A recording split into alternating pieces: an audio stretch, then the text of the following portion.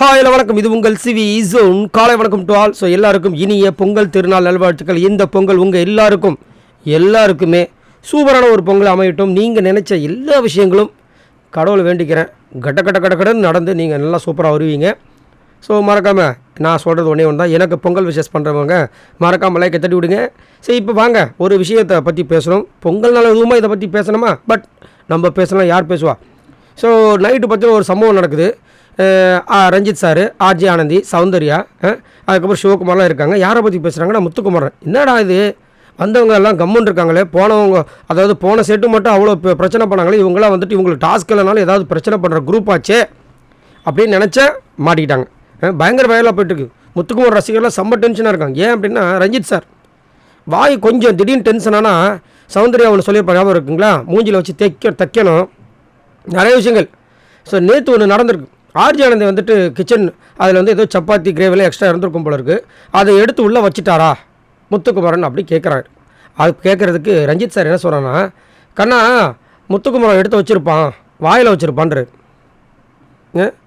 அங்கே இருக்கவங்க எல்லாருமே ஷாக் ஆகிறாங்க. சௌந்தர்யா என்ன எனக்கு புரியல, எனக்கு என்ன சொல்ல வரீங்க நீங்கள் அப்படின்னு கேட்குறாங்க. அவங்க நார்மலாக கேட்குறாங்களோ இல்லை மறுபடியும் அதை கேட்கணும்னு ஆசைப்பட்றாங்களோ ஏதோ ஒன்று கேட்குறாங்க. ரஞ்சித் சார் வந்து என்ன சொல்கிறார், அப்போ ஆர்ஜி ஆனந்தி வந்து இல்லை ஃப்ரிட்ஜுக்குள்ளே வைக்க சொன்னார் முத்துக்கு, அதை தான் நான் வந்து கேட்டேன் அப்படின்போது சௌந்தர்யா வந்து அதுக்கே அவர் வந்து வாயில் வச்சுருக்கான் அப்படின்னு சொல்கிறாரு. வாட் இஸ் தட் மீன் அப்படின்னு மாதிரி கேட்கும்போது இவர் புரிஞ்சுதா அப்படின்றாரு. இல்லை எனக்கு புரியலன்றாங்க சௌந்தர்யா. அதுக்கு இவர் இல்லை முத்து எடுத்து வச்சுருக்காங்களா அப்படின்னு கேட்டாங்க. முத்து எடுத்து வச்சுருப்பான், அங்கே வாயில் வச்சுருப்பான், இப்போ புரியுதா அப்படின்றாரு. என்னென்னா ஜெஃப்ரிக்கு வந்துட்டு சப்பாத்திலாம் கொடுத்து மீதி 10 சப்பாத்தி இருந்துச்சான். மொத்தம் 35 சப்பாத்தியில் அந்த 10 சப்பாத்தியில் பாதி வந்து அங்கே போயிருக்கோம், மீதி அவன் வாயில் போயிருக்கோம் அப்படின்னு நான் சொன்னேன். சேஃப்டியாக வாய்க்குள்ளே இருக்கும்னு சொன்னேன், வேறு ஒன்றும் இல்லை அப்படின்ற மாதிரி வந்து மழுப்புறாரு.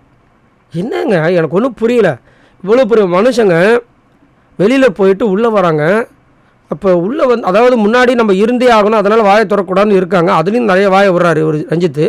இப்போ போயிட்டு திரும்ப ரீவிசிட் அடிக்கும்போது இதில் யார் என்ன சொல்ல போகிறோம் நம்மளை அப்படின்னு நினச்சிட்டு அப்படியே நல்லவங்க மேலே காட்டிட்டு நைட் ஆனால் இந்த மாதிரி எவ்வளோ கேவலமாக பாருங்கள்.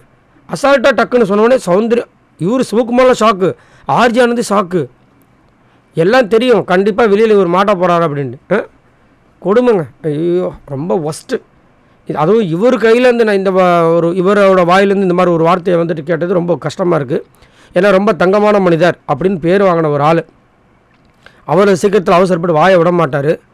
ஏன் வந்து இந்த மாதிரி பேசுனது தெரியல. அதாவது உள்ளுக்குள்ளே ஒரு சில பேருக்கு வன்மங்கள் இருக்கும், திடீர்னு பார்த்தீங்கன்னா டக்குன்னு வந்துடும். அப்புறம் அதை சமாளிக்கிறதுக்கு நிறைய விஷயங்கள் பண்ணுவாங்க, ஆனால் வெளியில் காமிக்க மாட்டாங்க. எனக்கு ஒன்று ரொம்ப பிடிக்கும் தான் சொல்லி நடிப்பாங்க. அந்த விஷயங்களை தான் இப்போது நம்ம ரஞ்சித் சார் வந்து முத்துக்குமாருக்கு பண்ணியிருக்கான்றது நல்லா தெரியுது. சரி, நீங்கள் உங்களோட கருத்தை சொல்லுங்கள், உங்களுக்கு என்ன தோணுது? ஸோ நல்லா வந்து ஹாப்பியாக வந்து பொங்கலை கொண்டாடுங்க. பாய் நண்பர்களே.